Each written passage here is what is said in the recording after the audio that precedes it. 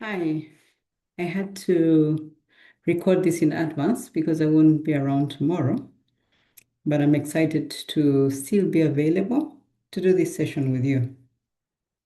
Thank you, John and team, for inviting me for the Lunch and Learn.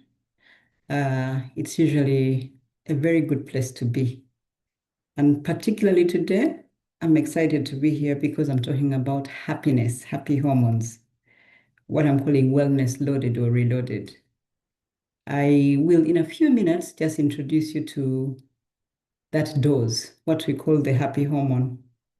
And hopefully, at the end of the session, you'll also have a chance to take a look at some of the actions that you could take. My name is Rita Larok, and I'm a preventative psychologist. I'd like to say I like to focus on psychology that prevents, so not the one that treats, although sometimes I see some patients, or let's say clients, but I really would like to focus most of my energy on helping to prevent you from becoming unwell. And let's start off, I think, just quickly on the next slide, helping you to understand what exactly are the happy hormones. So meet your happy hormones. They are also referred to as chemicals. There is dopamine, there is endorphin, oxytocin, and serotonin. You're going to find me speaking about these hormones quite a bit.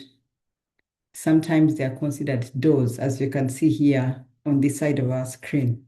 It's your daily dose. If you have this daily dose, then you're sure to be well for a long, long time. So our brain works in a certain way, and a certain quantity of the right hormones will make sure that you're well. And certain activities will lead you to get the right quantities of certain hormones. If they're in excess or they're less, it can be a problem. So just let's start off with dopamine. So dopamine is one of those happy hormones that you need, and you need in the right quantity. It's usually related to rewards. So think of anything that you might want to do. Do boxing, do jumping, take a test, take a driving test. Any challenge that you get to do harnesses this particular hormone. So if you woke up in the morning and had no specific challenge or didn't set yourself up to complete something, you would most likely not be able to harness dopamine. So many times we finish small tasks, big tasks. Some people get it only from very big tasks. But you need to tell yourself, I'm going to do this, this, and this today. And even just the act of taking off your to-do list at the end of the day is helpful in achieving the right kind of reward. Now, there are many, many activities you could attempt to do to get that dopamine in. You could create something beautiful, which is new. You could innovate. You could achieve a little goal that you've set up. It could be a saving goal. It could be a walking goal. It could be an exercise goal. It could be a diet goal.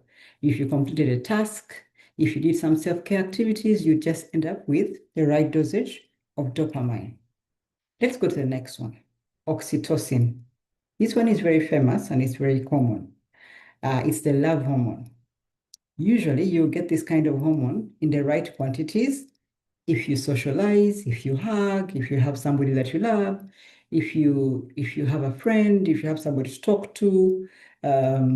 People might be familiar with the five love languages. Whatever way you express yourself, whether it's to hold on to something or to do something for somebody, these particular hormone will get to be hacked once you do these kinds of activities. And it can be with your small social circle, it can be with your spouse, it can be with a friend, it can be with family. Essentially, the people that you love, the things that you love, can also come from the things that you love. Or the kind of uh, stuff that you love. It could even be a very beautiful little cute bag that makes you really happy. So things that you love will generate oxytocin. Let's go to serotonin, which is a mood stabilizer. Now, many of the mental uh, problems that we have or psychological problems that emerge are related to mood. If you think about it, depression, particularly, which is one of the most common mental illnesses, depression and anxiety are the two most common, are related to mood, too low mood, too high mood. I think you probably even heard of people that get very depressed and then people that get very high, or a bipolar person who switches from one end of the coin to another. This basically is connected to the levels of serotonin that you have in your system. It stabilizes your mood. If you got out more in the sunlight, took a walk in the grass, walked barefoot, where it was more mindful. Mindful means that you're present in the current context. You're not thinking about the past, the future, but you try to absorb the opportunity in front of you. You can breathe in, you can breathe out, you can touch things, you can connect with the current reality without getting swayed or switched off into a certain direction. Um, Serotonin really is about your mood. The more you connect with nature, the more you go into a quiet sense of self, you go to yourself, the more reflective you are, the more you connect with your mind and your thought process, the more you're going to get this particular hormone. It's quite easy to get, as you can see, and you really need it to manage your mood. The last hormone is endorphins. This is the painkiller. Essentially, think of a time when you had a backache and then you did a bit of exercise and stretched out, and so your blood work moved about and you became warm. When you do that, essentially you would think that, oh, my blood became warm and so my muscles have relaxed. It's a huge dosage of endorphins that comes in. So this one is a particular kind of hormone that you'll get from exercise or from physical activity that involves movement. Because then it's considered a painkiller in the sense that you have a headache, it could just disappear. You listen to music, it calms you down. You watch a movie, you divert your attention to something else. You laugh with a friend. So it takes away the pain, let's say. So essentially, these four hormones together in a balanced way give you the right state of wellness that we all need. Any less, any more can be very problematic. Now, you don't have to sit there and worry, oh, Rita said I need to have the right dosage. What's the right dosage? Is it half a cup? Is it a quarter cup? Is it do something once a day that helps you with these four different varieties of hormones and find yourself with the right wellness. And I'm just going to take it to the next slide to give you a few ideas on the kind of things you could do. On this side here, you'll see that there's still the repetition of dopamine, oxytocin, serotonin, and endorphins, and there are different things you could pick up on. The one that I would like to pick up on just on this slide, without repeating, which I think that my daughter would love to see, is dark chocolate. She likes to say death by chocolate. That's Reese. But basically, if you eat dark chocolate, you're also going to get endorphins in, which is your painkiller. And then I think for some people that are struggling with food, bananas, for example, in terms of food, have a high dosage of dopamine. So it will give you that reward feeling, and you'll feel much better. So a few other things, you can Google these, you can think about it, but those are the kinds of activities that you do. Now, you really want to try to find yourself doing one single magic activity that can collect you all of them. Let me give you an example. If I woke up early in the morning, I set my alarm for let's say 5:30 a.m. And boom, at 5:30 a.m. I actually wake up. What that would mean is that I have just achieved one goal. I was able to wake up at 5:30. Now, why am I waking up? I'm waking up to do exercise. Or maybe I'm going to start with a little prayer. And so I'm going to be thankful, oh God, thank you for today and everything. And as I do that, I'm actually being calm in a meditated mode.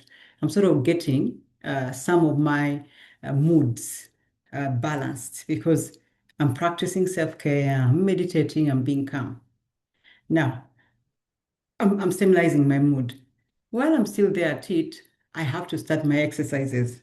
And my exercise is generally 25 minutes. 25 minutes essentially is very good without, if you're not trying to lose weight or not trying to gain weight or not trying to, 25 minutes of exercise, any form, walking, jumping, not too intense, is going to get you the right uh, quantities of the painkiller version. the endorphins. So in the process, just in one morning between 5:30 and 6:30, I have already gotten a dosage of everything.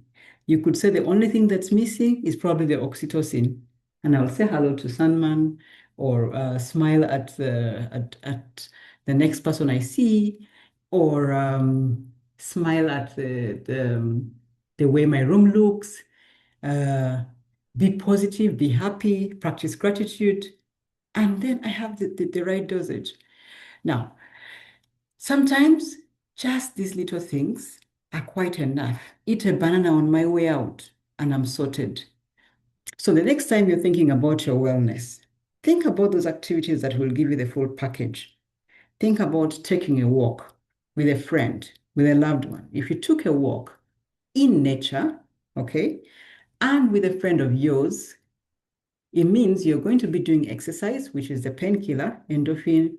It means you're getting oxytocin in because you're having a conversation with a good friend of yours. It also means that by the time you finish that walk, you could get the reward chemical because you've just completed your walk.